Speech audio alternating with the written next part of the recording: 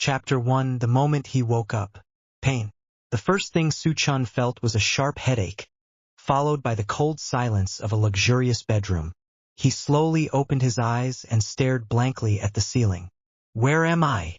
Memories flooded his mind like a broken dam. A modern romance novel. A tragic second male lead. A foolish husband who spent 3 years loving a woman that would eventually abandon him for the novel's male protagonist. And that husband was now him. Soo-chun sat upright instantly. No way. He hurried toward the mirror. A handsome young man stared back at him. Pale skin, tired eyes, and a face filled with exhaustion. Chun family's young master. Ji Rushi's husband. The biggest clown in the entire novel.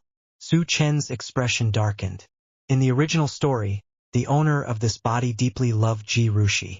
He cooked for her every morning, waited for her late at night, gave up his career to support hers. But after 3 years of marriage, their relationship slowly turned cold.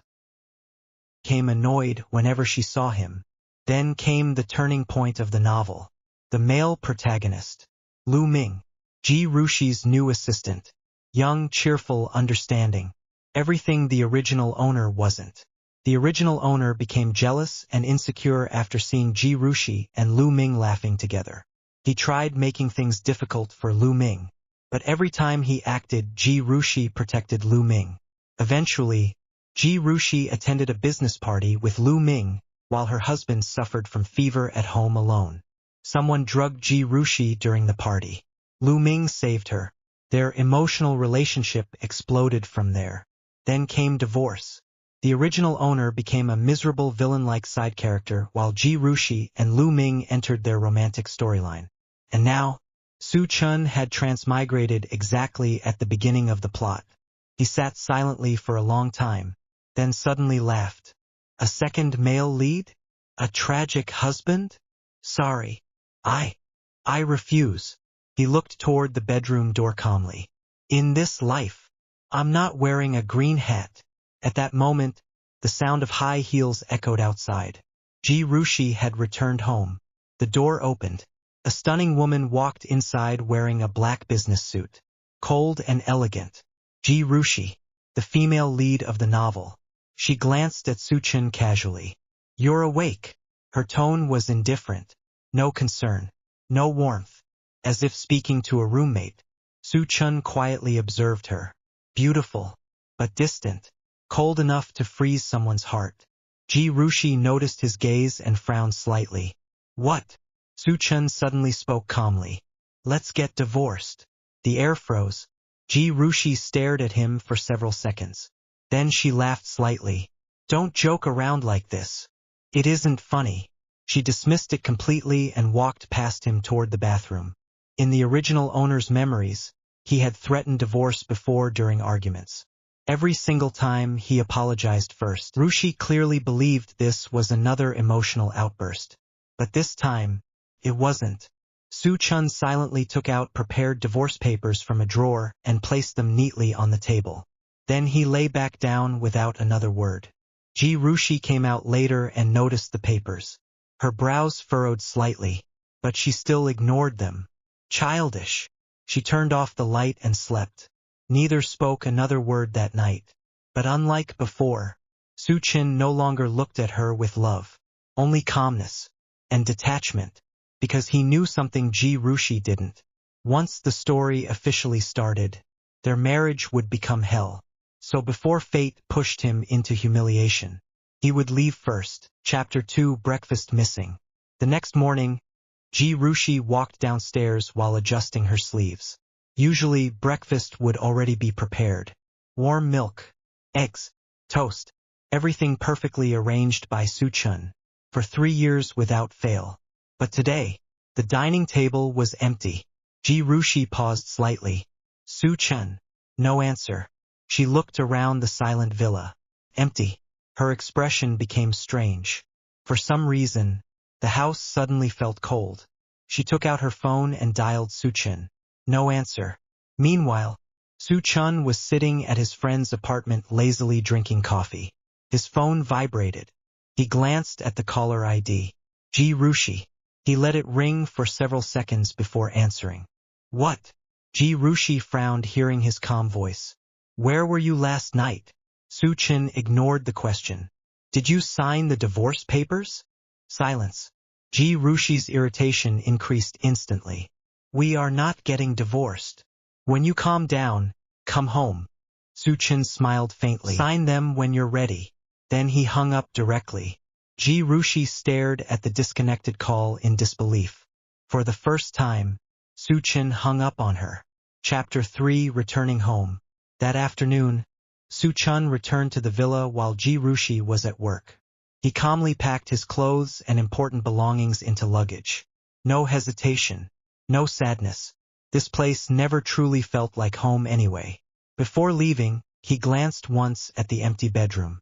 3 years of marriage. Yet the room looked colder than a hotel. He laughed softly. What a failure. Then he left. An hour later, the Chun family villa. His parents looked shocked seeing him return alone. His mother quickly stood up. Channer? Why are you back? Where's Rushi? Su-chin placed down his luggage calmly. Rushi and I are getting divorced. Silence filled the room. His father frowned deeply. Did you two fight again? Su-chin didn't answer. He simply walked upstairs quietly. Looking at his son's lonely back, his mother suddenly felt heartache. Something felt different this time. Chapter 4 The Call. The next morning, Ji Rushi finally read the divorce papers seriously. At the bottom, Su-chin had already signed. Her heart suddenly tightened slightly. For some reason, this no longer felt like a joke. She immediately called him again. Su-chin answered after a while. Did you sign? Ji Rushi gritted her teeth. Su-chin, stop causing trouble. We've only been arguing lately. Every married couple fights. Su-chin's voice remained calm. When you sign, call me. Then he hung up again. Ji Rushi clenched her fists angrily. But beneath the anger, there was unease. At that moment, another call entered Su-chin's phone. Company. The interview he attended last week. Mr. Su, congratulations. You've been selected. We'd like you to meet our CEO tomorrow. Su-chin smiled slightly. Understood, perhaps. This new life was finally beginning. Chapter 5 Anna. The next day, Su-chin arrived at the company. He pushed open the office door and froze. A beautiful woman in a white suit sat behind the desk. Elegant, mature, sharp eyes filled with intelligence. Then she smiled softly. Long time no see, Su-chin. He blinked in surprise. Anna Lin, his college desk mate. Back then, she was a quiet girl who barely spoke. Yet now, she carried the aura of a powerful businesswoman. Anna laughed seeing his shocked expression. You still look stupid when surprised. Su-chin laughed too. For the first time after transmigrating, he genuinely relaxed. During lunch, the two chatted naturally about college memories. Anna looked at him curiously. You changed a lot. Su-chin smiled faintly. People grow up. But only he knew. He had literally become another person. Over the following weeks, Su-chin worked beside Anna. Their teamwork became perfect. Anna was cheerful around him. Meanwhile, Ji Rushi noticed Su-chin no longer contacted her. Not even once. The man who used to beg for her attention had disappeared completely, and strangely enough, that made her restless. Chapter 6 Jealousy. One evening, Ji Rushi stepped out of a restaurant after a business meeting, then suddenly froze. Across the street, Su-chin and Anna were laughing together. Anna naturally handed him coffee. Su-chin smiled while saying something. The atmosphere between them felt incredibly natural. Ji Rushi's chest tightened instantly. Then, Anna casually fixed Su-chin's collar. Ji Rushi's expression darkened immediately. Without realizing it, she walked toward them quickly. Su-chin. Both turned around. Anna calmly glanced at Ji Rushi before smiling politely. I'll wait in the car. She left gracefully. Ji Rushi immediately looked at Su-chin. So this is why you want divorce? Because of her? Su-chin's expression became cold instantly. Stop talking nonsense. Not everyone is like you. Ji Rushi stiffened. What does that mean? Su Chen stared directly into her eyes. Ji Rushi stiffened. What does that mean? Su Chen stared directly into her eyes. Who was the one eating, laughing, and spending time alone with another person? Who gave special treatment to an employee? Who visited another man's home while her husband was sick? Ji Rushi's face changed. You're overthinking. Am I? Su Chen interrupted calmly. I didn't know you could cook. But apparently you cooked for Lu Ming. Ji Rushi froze. She indeed visited Lu Ming during his fever once. She even made porridge for him. Yet during Su Chen's sickness, she only told the maid to buy medicine. For the first time, Ji Rushi realized how unfair she had been. But she still stubbornly said, There's nothing between us. He's just an employee. Su Chen laughed softly. Really? Then maybe I should also hug, laugh, eat, and spend time alone with my female employees? Ji Rushi's expression turned ugly. That's different. Su Chen looked at her quietly. When you love someone, watching them smile. Rushi's heart trembled violently. Maybe she truly crossed boundaries without noticing. But pride prevented her from admitting it. Finally she said desperately, I'll fire him. Let's not divorce. Su Chen stared at her silently, then shook his head gently. Some things can't be undone anymore. If I didn't love you, maybe it wouldn't hurt this much. Those words struck Ji Rushi harder than anything else. But Su Chen turned away and left, leaving Ji Rushi standing alone on the street. For the first time in 3 years, she felt panic. Chapter 7 Divorce. A month later, the divorce finalized peacefully. No drama, no fighting, no begging. Ji Rushi stared at the certificate blankly. Her chest felt empty.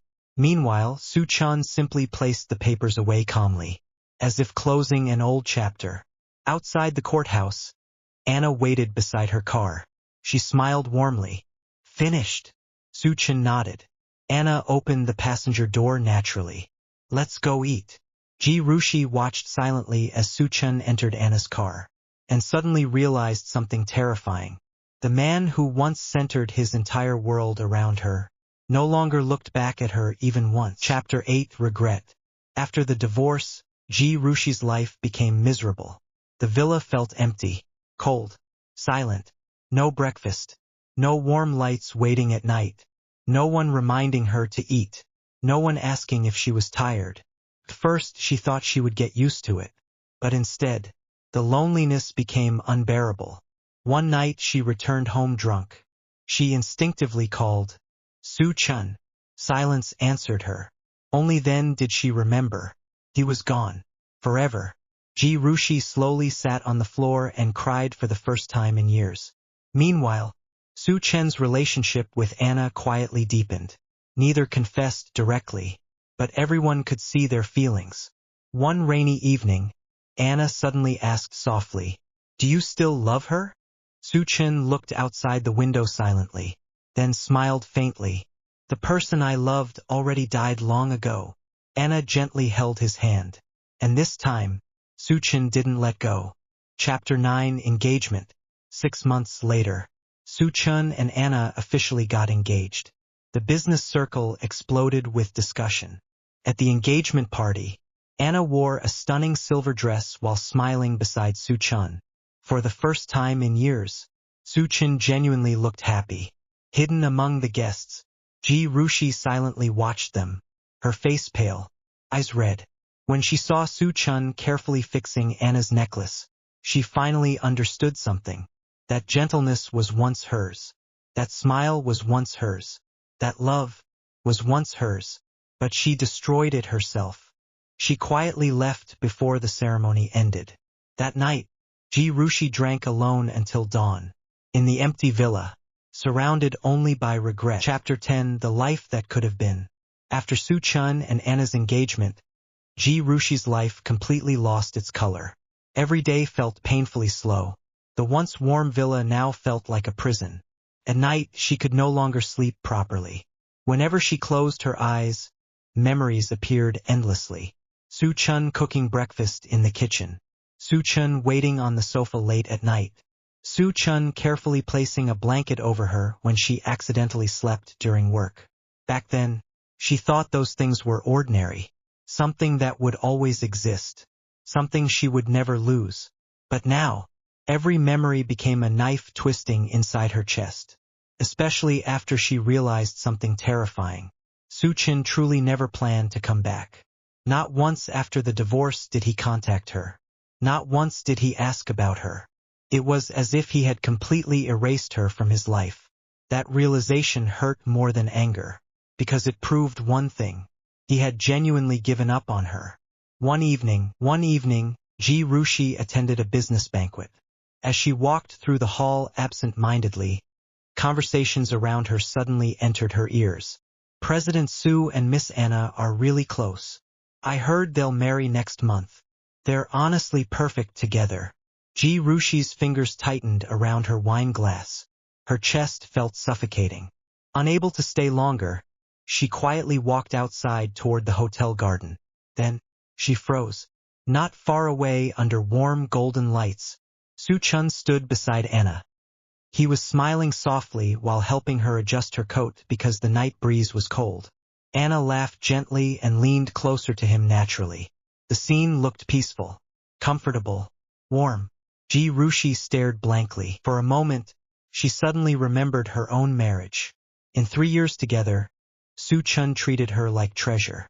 Whenever winter came, he would remind her to wear thicker clothes. Whenever she worked late, he silently stayed awake waiting for her. Whenever she got headaches, he carefully massaged her temples. But what about her? What had she done for him? Cold replies, impatience, annoyance, and endless neglect. Ji Rushi's eyes slowly reddened. At that moment, Anna suddenly said something. Su Chun laughed softly. That familiar gentle smile once belonged only to her. But now, another woman possessed it. Ji Rushi felt her breathing become painful. She turned away quickly before they noticed her, then walked toward the parking lot alone. Her high heels echoed in the empty night. Lonely, cold, exactly like her life now. A few months later, Ji Rushi accidentally passed by a shopping mall after work. She wasn't paying attention until suddenly, she saw Su Chun again. This time he was carrying several shopping bags while Anna walked beside him smiling. And in Su Chun's arms was a small little girl around 3 years old. The child wrapped her tiny arms around Su Chun's neck happily. Papa! Ji Rushi's entire body froze instantly. Her mind went blank. Papa! That single word shattered her heart completely. The little girl looked adorable. Soft cheeks, bright eyes, and she resembled Su Chun slightly. Su Chun patiently wiped ice cream from the child's mouth, while Anna laughed beside them warmly. They looked exactly like a happy family. Ji Rushi stood far away staring at them silently. Then suddenly, her imagination betrayed her. For one painful moment, she imagined herself standing beside Su Chun instead of Anna. That child could have been hers. That warm family could have belonged to her. If only she had cherished him properly. If only she noticed his pain earlier. If only she didn't push him away little by little. But there were no if only in reality. She watched as the little girl happily kissed Su Chun's cheek. Su Chun smiled gently and carried her higher. The tenderness in his eyes almost broke Ji Rushi completely. Because once upon a time, Su Chun also looked at her with those same eyes. But she destroyed that love with her own hands. Ji Rushi quickly hid behind a pillar as tears rolled down uncontrollably. She covered her mouth desperately to stop herself from crying aloud. Her shoulders trembled violently. At that moment, she finally understood the cruelest punishment in the world. Not hatred, not revenge, but watching the person you once loved build a happy life without you, and realizing you were the one who lost them forever. That night, Ji Rushi returned home drunk again. She stumbled into the silent villa. Everything remained unchanged. The sofa, the dining table, the kitchen. But the person who filled this house with warmth was gone forever. Ji Rushi slowly sat beside the dining table. Then her eyes landed on an old photo frame nearby. It was their wedding photo. Su Chun in a black suit smiling gently beside her. Back then, he looked at her like she was his entire world. Ji Rushi touched the photo with trembling fingers, then suddenly broke down completely. Tears fell endlessly. I'm sorry. Her voice sounded broken and hoarse. I'm sorry, Su Chin. But no one answered her. Only silence remained, because the man who once loved her most had already walked too far away.